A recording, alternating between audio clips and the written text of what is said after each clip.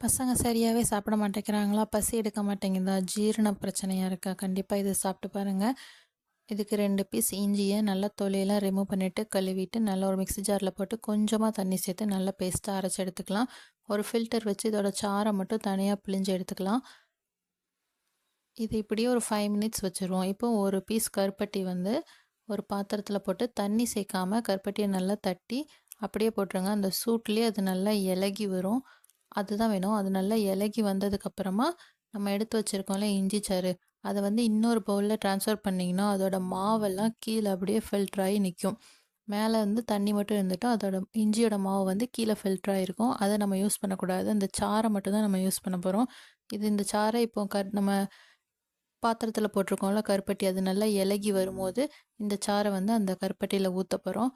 இது 2ம் நல்லா மிக்ஸ் ஆகி நல்லா பொங்கி வரணும். இது ரொம்ப நேரம் கொதிக்கணும்னு அவசியம் இல்ல.